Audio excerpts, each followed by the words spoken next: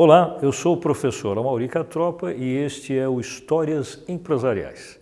Cada semana eu trago para você um case real de empresas em seus mercados, com seus produtos e suas marcas. Uma ilustração de como ações estratégicas corporativas podem explicar na prática conceitos acadêmicos da teoria. E o tema conceitual de hoje vai se referir a isso aqui. Nós vamos falar de uma palavra complicada, mas o conceito não é tanto. Se diz advertainment em inglês. E para isso nós vamos falar sobre um hábito que se chama consumo imitativo, que muitas vezes as pessoas têm com relação a personagens do cinema. A história de hoje vai falar sobre uma marca de cigarros. Uma marca de cigarros que aparece num telefilme norte-americano sendo utilizada, sendo consumida pelo personagem principal. Vamos falar um pouquinho sobre a palavra, né? Advertainment é uma palavra que não existe na língua inglesa. Ela é um neologismo, resultado da junção de duas outras palavras. Advertising com entertainment. Nós sabemos que advertising é publicidade e entertainment, claro, entretenimento. Então significa algum tipo de comunicação publicitária dentro de uma peça de entretenimento. Mas se a gente fala sobre inserção de uma comunicação publicitária dentro de uma peça de entretenimento, a gente logo lembra de uma outra palavra. Essa palavra é merchandising. Sim, mas é importante que hoje a gente deixe bem claro que há uma diferença. Uma diferença entre o que é merchandising e o que é o nosso assunto de hoje, que é advertainment. Não é exatamente a mesma coisa, ou não são exatamente iguais. Vamos falar um pouquinho que a própria mídia publicitária, ou seja, os especialistas profissionais que atuam nesse ramo, e também o pessoal do ambiente universitário, da área de publicidade, tem alguma divergência sobre a conceituação dessas duas palavras. Eu vou tentar colocar para vocês uma conceituação média mais aceita, digamos assim, no mercado.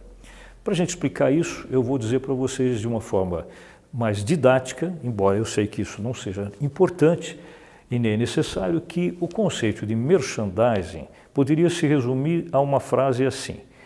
Merchandising é uma inserção comercial sobre uma marca, sobre um produto, e essa inserção é feita dentro de uma mídia que seria não publicitária, não tem essa finalidade. Porém, detalhe importante, essa inserção ela só merecerá o nome de merchandising se for parte acessória e não principal dessa mídia. Para a gente poder entender isso melhor, veja essa foto. Nós estamos mostrando aqui uma cena de um filme da série James Bond, que evidentemente se refere a uma mídia não publicitária, mas que tem uma conotação que se refere claramente ao conceito de merchandising nessa imagem. Veja bem, em quase todos os filmes da série tem um momento em que o herói entra em um bar sofisticado, normalmente, e pede sempre o mesmo coquetel. É esse aí que ele está tomando. Esse coquetel atende pelo nome de Dry Martini, embora no filme seja também chamado de Vodka Martini, que é uma mudança da receita original, que não leva vodka, mas isso não é importante. Todas as vezes que ele formula esse pedido, ele solicita esse produto, o que está acontecendo na prática é uma divulgação publicitária de uma marca chamada Martini, uma marca italiana. Claro que o importante é nós percebermos que essa marca ela aparece de forma episódica no filme, ela não aparece durante grande parte do filme, só nesse momento. Portanto, ela é uma parte acessória da mídia não publicitária, que é o filme, em forma de inserção comercial, que é a marca Martini e o coquetel. Aliás, uma curiosidade, você já deve ter percebido, né? Sempre que o herói pede esse coquetel, normalmente no momento de ele tomá-lo, e ele é servido sempre numa taça desse tipo que vocês estão vendo, ao invés de ele pegar pela haste, que seria o certo, para que o coquetel não sofra efeito do calor das mãos, ele pega por cima, como está aqui sendo visto na foto. Por que ele faz isso? Se você prestar bem atenção, você vai notar que ao ele pegar essa taça por cima e começar a tomar, vai acontecer a exposição disso aqui. Ou seja, ele vai mostrar o relógio cuja marca suíça é Ômega. Também aqui há uma inserção comercial de produto. Portanto, Isso é merchandising. Agora, para a gente poder entender a outra definição, que é a mais importante para nós no texto de hoje, né? Veja bem essa imagem aqui. Você que gosta de corridas de Fórmula 1 já deve ter notado que carros de Fórmula 1 têm uma porção de citações de marcas que são todas patrocinadoras, mas sempre tem uma marca principal. Nesse caso especificamente, a gente percebe aqui o conceito de advertainment, diferente de merchandising. Por exemplo, olhem bem ali no centro desse carro. Você vai ver que ali existe uma inserção comercial não como parte acessória disso tudo que nós estamos vendo, mas sim como parte integrante, permanente, principal, que é aquela citação que aparece ali no meio. Red Bull não é simplesmente o patrocinador principal, é mais do que isso, é o nome da própria equipe. Ou seja, é parte integrante dessa comunicação publicitária. Portanto, isso é advertainment, não é merchandising. Para a gente poder fixar melhor essas diferenças, eu vou dar para vocês alguns exemplos reais de situações de advertainment e situações de merchandising. Veja, por exemplo, essa aqui. Todo mundo que conhece e assistiu esse filme, O Náufrago, deve lembrar que nesse filme existem algumas inserções de marcas comerciais. Vou citar duas para vocês. Uma delas é essa aqui. Só para lembrar, quem não viu o filme também precisaria saber que a história se refere a um acidente de avião em que há só um sobrevivente, ele, o Tom Hanks. Uma das coisas que ele salva entre as que caíram do avião e chegaram até a praia é aquele produto que está ali, uma bola de esporte, de prática de esporte, especificamente de vôlei. E ele, num determinado momento de delírio da solidão dele, ele se machucou, está com a mão ensanguentada, ele pega a bola e com o sangue ele desenha um rosto na bola e ele passa diariamente a conversar com a bola. Delírio da solidão. E ele chama a bola pelo nome que é a marca comercial dela, Wilson. Bom dia, Wilson, como passou? Está tudo bem com você? Quer dizer, é evidente que isso é uma inserção comercial. Mas nesse caso, veja bem, essa inserção ela é acessória, quer dizer, não é foco central do filme, é só um momento em que isso é colocado. Então, se é uma parte acessória ao personagem, portanto, isso significaria merchandising e fica bem claro que não se trata do tema principal do filme. Mas, por outro lado, quem viu esse filme sabe que existe uma outra inserção importante, que é essa daqui. Nos referimos a uma marca comercial chamada FedEx, ou Federal Express, uma grande empresa multinacional americana de logística. E aqui é um pouco diferente, porque quem viu o filme sabe que ele faz o papel de um alto executivo dessa empresa. O filme começa com uma cena de reunião de negócios na empresa. E depois o avião que ele toma e que acaba sofrendo esse acidente é um avião da própria FedEx. Então aqui é diferente. Durante todo o filme há uma lembrança permanente da marca e uma também lembrança permanente do fato dele ter sido, durante muito tempo, um alto executivo da empresa. Nesse caso, a marca é parte integrante do personagem, não é algo episódico no filme. Nesse caso, portanto, isso é um advertainment e não é merchandising. Você está dando para perceber essas diferenças, mas vamos citar alguns outros exemplos. Isso aqui é uma cena de um filme mais antigo chamado Um Tira da Pesada. Num certo momento do filme, o ator principal, Eddie Murphy, sofre um acidente com uma porção de caixas de produtos e fica muito claro na imagem que essas caixas são de marcas comerciais de cigarros. Ali aparece Lucky Strike, aqui aparece a marca Pall Mall. Isso representa claramente merchandising. Por quê? Porque não é o foco central do filme, isso é algo, digamos, episódico durante a história. Quem gosta de séries de TV deve lembrar dessa, uma série de grande sucesso, né? O telefilme chama-se Friends. Observe bem essa imagem, né? Numa determinada cena, um dos atores está consumindo Coca-Cola. Não é por acaso que a marca está voltada para a câmera. Isso é algo posado, algo planejado e pago pela Coca-Cola, evidentemente. Mas isso é algo episódico também, não é parte integrante da história, nem é permanente. Portanto, isso é merchandising. Vamos pegar outro exemplo aqui e tentar mostrar para vocês o significado. Nós estamos falando de cinema, mas não precisa ser só cinema, né? Algumas pessoas gostam de lembrar que merchandising, nós vamos falar sobre ele de novo, é uma coisa que pode acontecer no ponto de venda, deve acontecer no ponto de venda.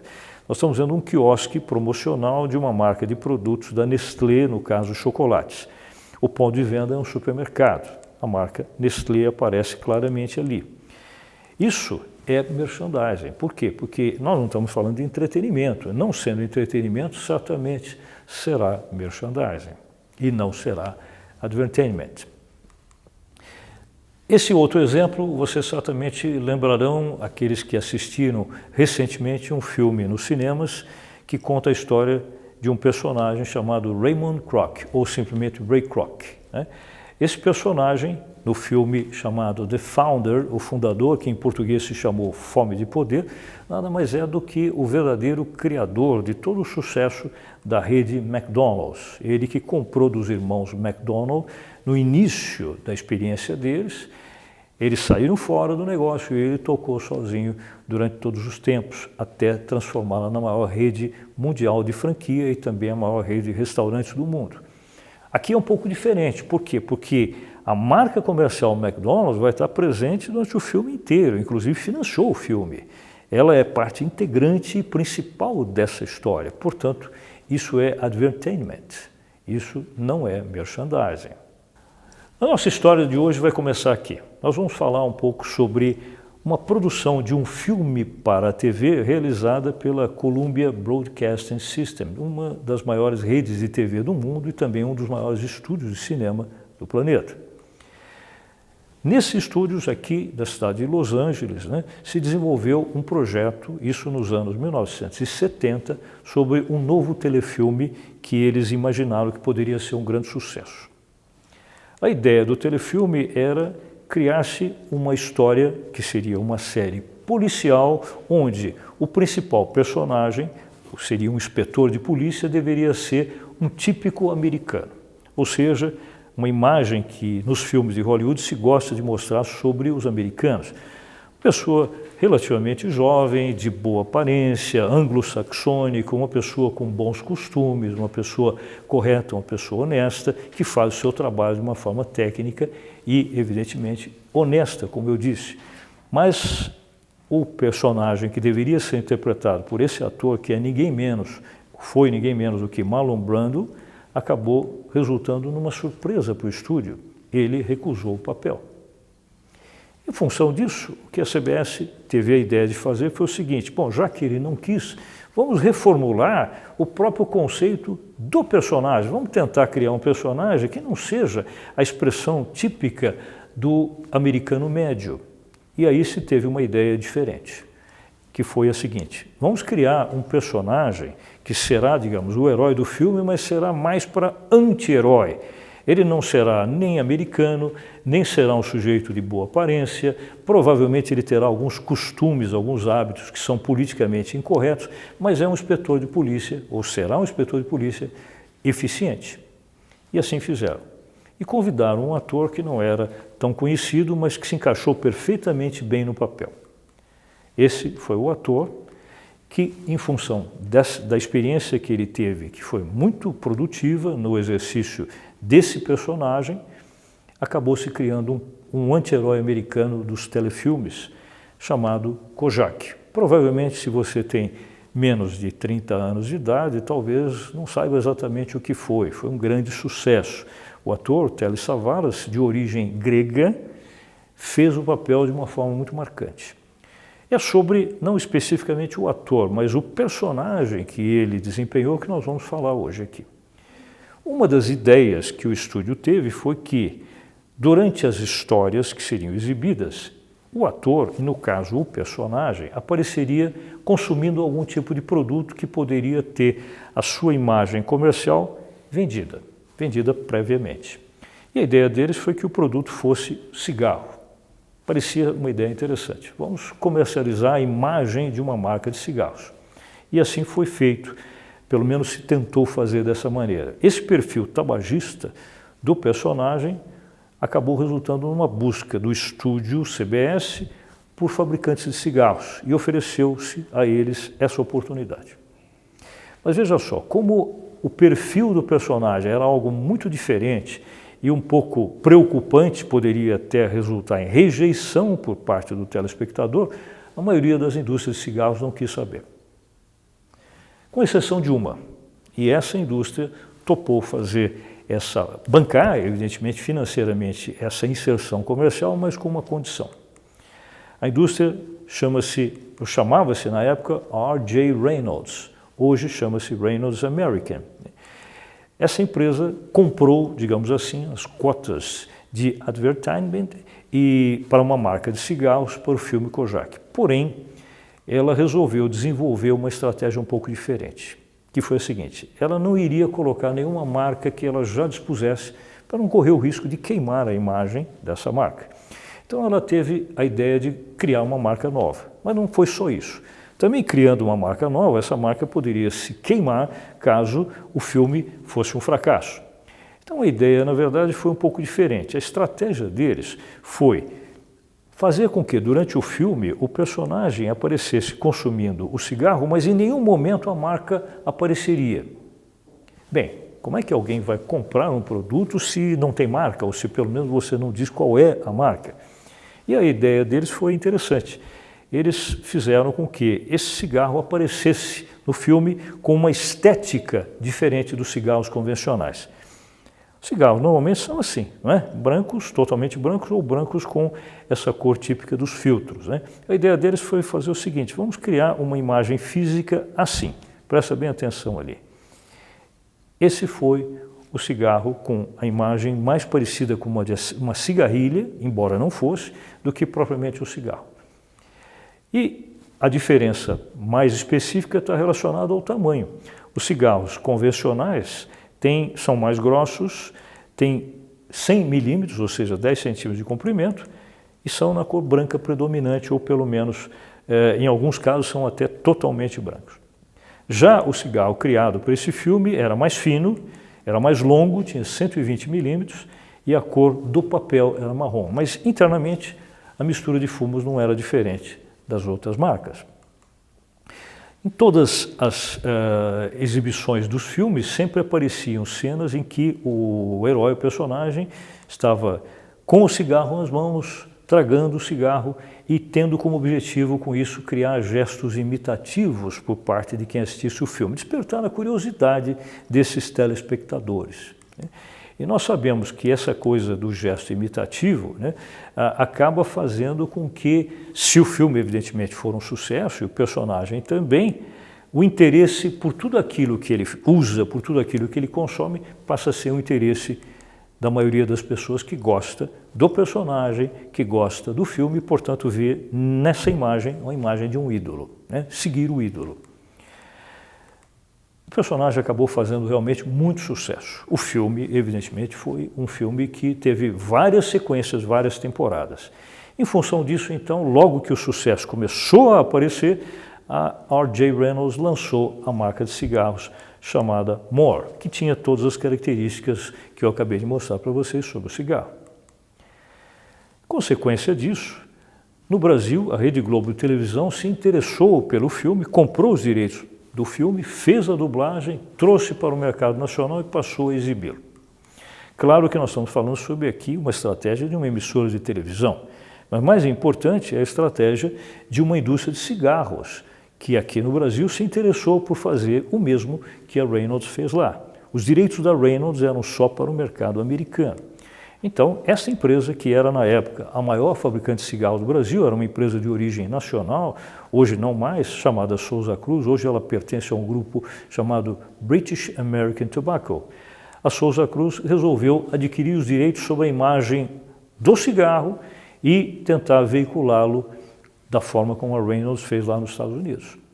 O que eu quero de vocês que estão vendo em casa esse programa é justamente a ideia de que vocês poderiam perfeitamente assumir a função de dirigentes dessa empresa, no caso, em particular, a fábrica de cigarros Souza Cruz, na época, e tentar imaginar o que vocês fariam estrategicamente para tentar resolver uma questão.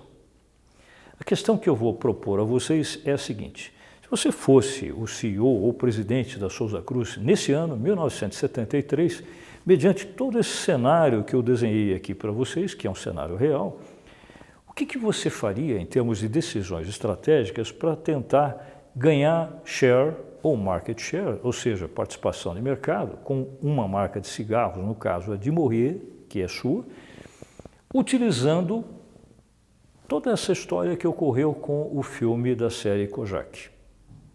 Mais especificamente, o advertainment será o pano de fundo de tudo isso. Você compreendeu bem o significado disso? Como é que você agiria com relação a esse aspecto, a essa ideia, a esse formato de inserção comercial em mídias de entretenimento como o filme? Em outras palavras, estratégias de advertainment para obter maior participação de mercado. Está bem assim? Então, enquanto você procura pensar em ideias que você teria colocado em prática, se estivesse lá, nessa data e nessa posição de comando da empresa, eu vou tentar mostrar para vocês o que essa empresa fez, especificamente a Souza Cruz. Então, vamos ver. Claro que é de se esperar que uma das coisas fundamentais seria desenvolver também uma marca de cigarros aqui no Brasil, como a R.J. Reynolds fez lá nos Estados Unidos, mas uma marca de cigarros que tivesse a aparência física descrita pela própria imagem que se vê nos filmes da série Kojak. Essa imagem que nós estamos vendo. Evidentemente, a Souza Cruz criou esse produto, deu um nome que tivesse um som que lembrasse um pouco o som da palavra more, porque eles não podiam usar essa marca comercial que era exclusiva da Reynolds para o mercado norte-americano. De Morrier foi o nome escolhido, mas o mais importante não é a marca, não são as cores da embalagem, mas sim o formato físico do cigarro, que foi exatamente o único diferencial percebido em termos do que era o produto consumido pelo Kojak durante os filmes. Estratégia, evidentemente, da Souza Cruz começou de forma muito semelhante à estratégia usada pela R.J. Reynolds lá nos Estados Unidos. Mas veja bem, nós vamos tentar mostrar para vocês não apenas isso, mas sim o mais importante, no que a empresa brasileira diversificou a sua escolha de estratégias para conseguir um resultado de participação no mercado maior possível e imaginável com esse produto, com essa marca, nesse momento. Importante é que o lançamento desse cigarro, ele está, como aconteceu nos Estados Unidos também, atrelado ao sucesso do filme no Brasil. Enquanto o filme estiver no ar e fizer sucesso, provavelmente esse produto, essa marca, esse cigarro vai vender bem. Espera-se que quando o filme sair de cartaz, sair do ar, provavelmente haverá uma queda de vendas. Então, qual é a intenção estratégica principal? É tentar ganhar o máximo possível de market share, de participação no mercado, evidentemente, e de dinheiro, é lógico, durante esse tempo. E foi o que ela fez. Mas, importante, ela adotou uma segunda estratégia complementar muito interessante. Interessante, mas uma estratégia um pouco perigosa.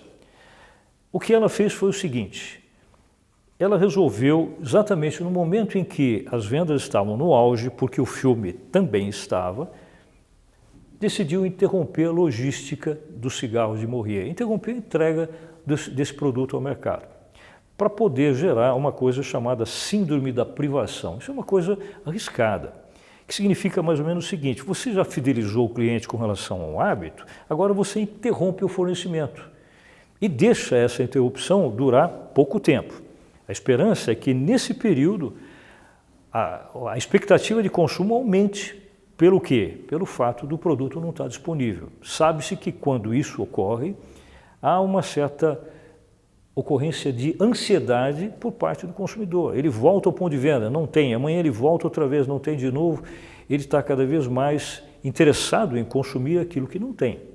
Só não pode se passar demais o tempo, porque senão ele enjoa dessa espera, ele se cansa e vai direcionar o seu consumo para uma outra marca de cigarros, mesmo que não tenha nada a ver com a marca do filme Kojak.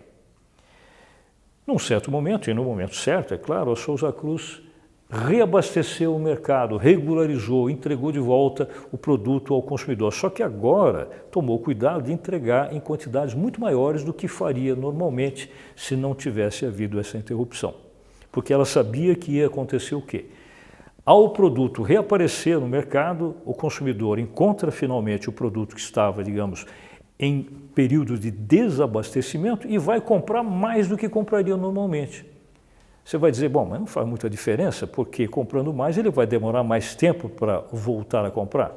Verdade, mas ele vai antecipar dinheiro para o ponto de venda e, consequentemente, para o fabricante também. Então, os juros sobre esse capital que estava nas mãos do consumidor passa às mãos do comerciante e do fabricante. Resumindo, a gente poderia dizer o seguinte: o advertainment acabou estimulando muito o consumo do tipo imitativo a um ídolo, né? Especificamente, nós estamos falando sobre mídia de entretenimento, então, quanto mais o ídolo se tornou alguém importante para quem acompanhava essa série televisiva, consequentemente o consumo do produto que ele apresentava também aumentou. E, por fim, essa estratégia de privação utilizada aqui no Brasil acabou dando um resultado muito bom, principalmente financeiramente, se vendeu muito mais. Mas é claro que isso representa um risco muito sério. De repente, poderia esse resultado ter sido negativo, ter sido de rejeição. O que aconteceu positivamente se deveu ao receio que o consumidor teve de ocorrer uma nova escassez do produto no mercado. Só para vocês saberem, lá nos Estados Unidos, essa série se fez uma mudança com relação aos produtos que ele consumia, ao produto. Por quê? Porque o cigarro é algo politicamente incorreto. Então começou a se fazer experiências de ele consumir, por exemplo, gomas de mascar. Mas finalmente se fez a mudança mais importante. E no resto de todas as demais temporadas e filmes, em todos os episódios, ele apareceu consumindo esse produto aqui, pirulito. E aí ele acabou se tornando conhecido mais por conta disso aqui, né, do que do cigarro. Se você se interessou por essa história, no próximo programa eu tenho outra para você. E acompanhe todos os nossos programas através do YouTube, entrando na sequência da identificação do youtube.com/PUCSP, Amaury Catropa, Histórias Empresariais. Fique comigo.